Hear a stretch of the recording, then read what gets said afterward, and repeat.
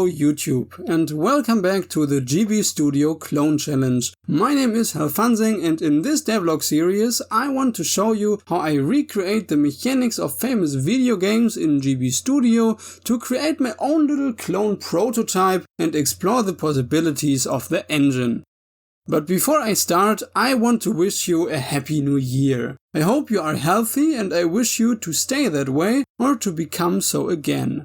Thank you very much for joining me on this journey. In the second episode we will have a look at a Super Mario clone, GB Space Jump. I already posted this mockup for it. It passed you by? Then follow me now on Instagram and Twitter to not miss anything and let me know your thoughts on ongoing and new projects. You can do that in the comment section too, of course. Thanks a lot for your feedback. And just in time for the new year, there's another small change besides the style variation to 1-bit and the migration to GB Studio 3. Don't worry, the GB Studio Clone Challenge will of course continue. After all, I still want to rebuild many famous mechanics in GB Studio and thus learn something myself for later own projects and pass the knowledge on to you.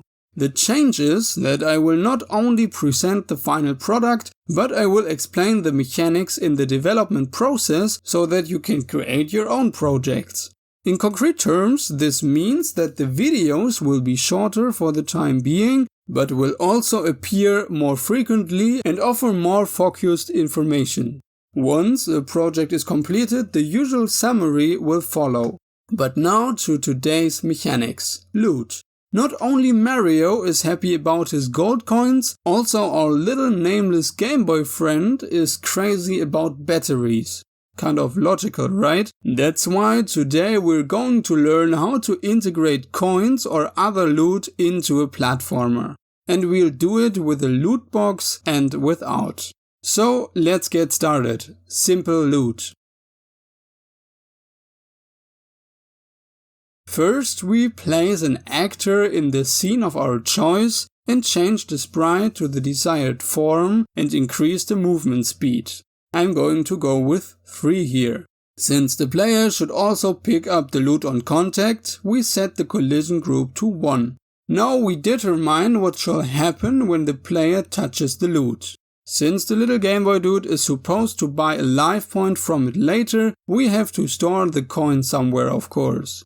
We do that with a variable that we name appropriately so we know what it stores. To make it look like the player has actually picked up the loot, and also to prevent the same coin from being pocketed multiple times, we now need to hide it. But to make it look more exciting, we don't just hide the actor, we let it fly up 3 spaces beforehand. This can be done with the move actor relative command. Make sure that a field always consists of 2 steps in direction X or Y. So 3 fields upwards are -6 in Y direction. If we hide the coin now, it looks like it flew right into the little Game Boy guy's wallet. Now let's move on to the battery in the loot box.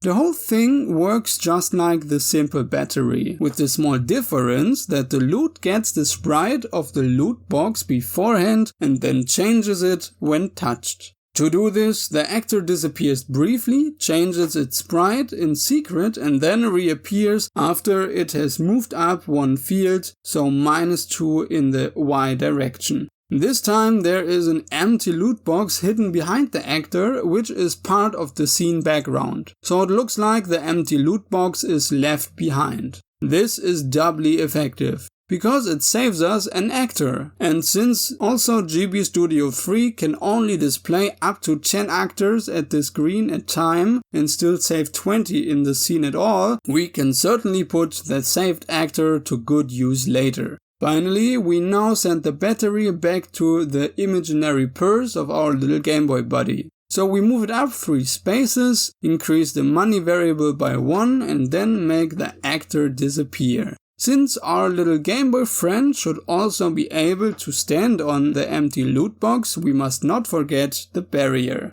Note, however, that you only mark the upper half of the loot box as a barrier, otherwise there will be no contact between the player and the actor and the script cannot be triggered. If we now add a sound effect when the little Game Boy dude collects the battery, the player will also be happy about a better game feeling due to the audio feedback he just heard.